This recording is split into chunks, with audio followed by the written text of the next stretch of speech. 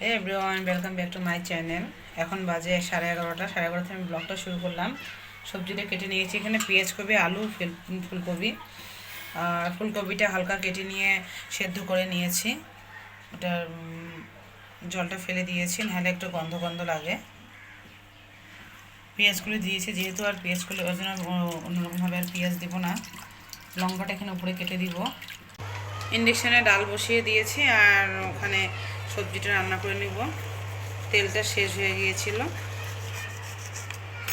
তেলটা আমি বাড়িতে খাই। তেলটা ঢেলে নিই এখন এখানে। এগুলো আমি সকালেই প্রায় 2 ঘন্টা ভিজিয়ে রেখেছিলাম। 2 ঘন্টা ভিজিয়ে রেখে এগুলো ওখানে যে তারপর এই যে ঝুড়িতে করে দিয়েছিলাম, আধা ঘন্টার মতন জলটা পুরো ঝরে গেল। এখন এভাবে দিব, এটা মিক্সচারে পেস্ট করব দেখে এত ঝামেলা। মিক্সচারে এভাবে পেস্ট করলে তাড়াতাড়ি পেস্ট হয়ে যায়। এখন উপরে আমি ফ্যানে নিয়ে দিব, পুরো জলটা শুকিয়ে যাবে। পিঠা বানিয়ে নেব, ভোগ চাল দিয়ে বানাবো। এটা ফ্যানে দিয়ে আসবো, ফ্যানে 1 ঘন্টার মতো রেখে দিব, তাহলে যত জলটা ভিতরেটা শুকিয়ে যাবে। শুকিয়ে গেলে তারপর আমি এটা এনে পেস্ট করে নেব। চালগুলো আমার শুকিয়ে গিয়েছে একদম, দেখো ঝরঝরা হয়ে গিয়েছিল, ঝরঝরা হয়ে গিয়েছে। এখন আমি এগুলো গুঁড়ো করে নেব। আর এগুলো 2 ঘন্টা ভিজিয়ে রেখেছি, ভিজিয়ে রেখে তারপরে শুকোতে দিয়েছিলাম। এখন আমি গুঁড়ো করে নেব এগুলো মিক্সিতে।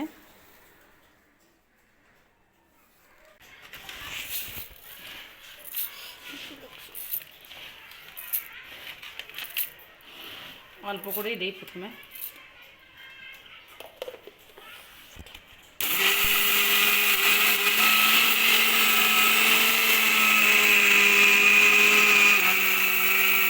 কি সুন্দর হয়েছে একদম, দেখো এদিকে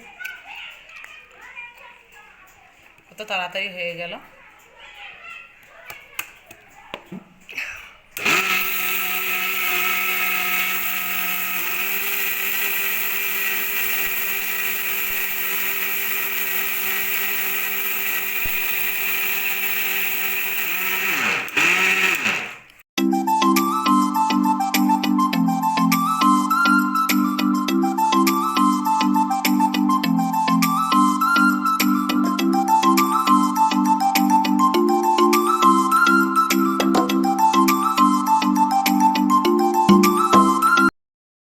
গুঁড়ো করে নিয়েছি, আর এখানে এখন নারকেল কুড়ে নিচ্ছি। এখানে যে অলরেডি কুড়ে নিয়েছি, 1.5টা কুড়ে হয়ে গিয়েছে। আর এই যে এখানে এটা কুড়ে নিচ্ছি।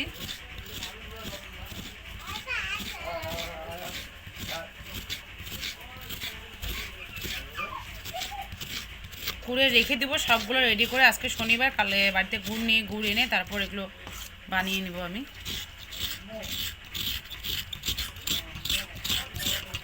রেডি করতেই তো সময় লাগে, এগুলো বানাতে আর খেতে সময় লাগে না।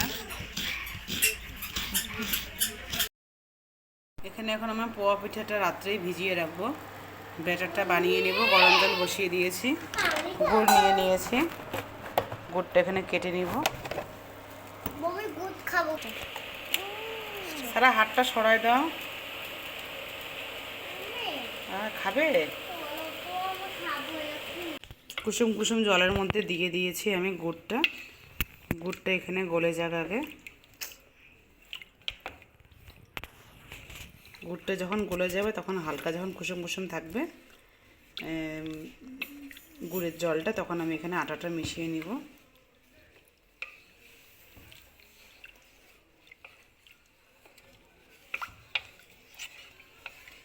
এখানে আমি জানলার সামনে নিয়ে আসছি।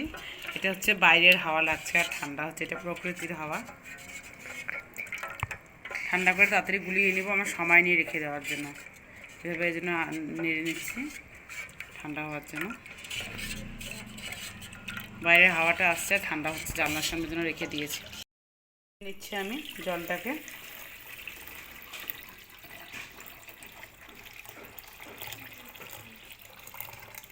দেখো গুড়টার নিচে কেমন বেরিয়েছে, এখনও বেরিয়েছে। 1 হাতা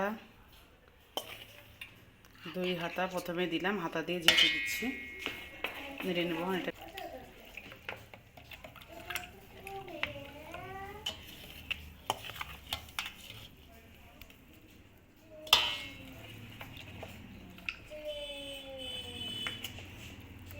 তিন হাতা দিয়ে দিলাম, দিয়ে এখানে আমি গমের আটাও দিয়ে দিব।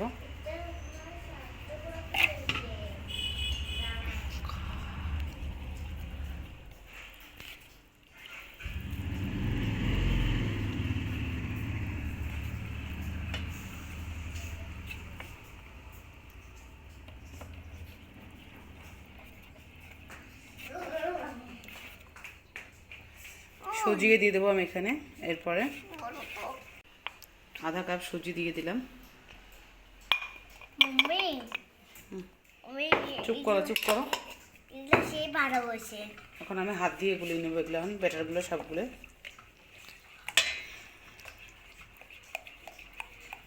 দেয় না, সারা বদমাইশি না করলে হয় না, না তোমার?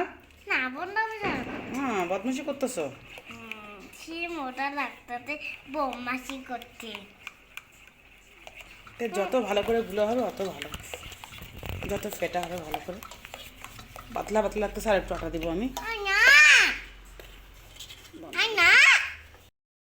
কালো জিরে দিয়ে দিলাম, এটা হচ্ছে ফ্লেভারের জন্য। এখন আমি হাত দিয়ে মেখে নিচ্ছি এটা ভালো করে। এটা আমি রাত্রে রেখে দিব। চুপ করো। এটা আমি এভাবে হাত দিয়ে প্রায় 5-10 মিনিটের মতন করে নেবো, নিয়ে ঢেকে রেখে দিব। তারপর কালকে সকালে ভাজার সময় দেখাবো এটা। তাহলে আজকের মতন টাটা, বাই বাই।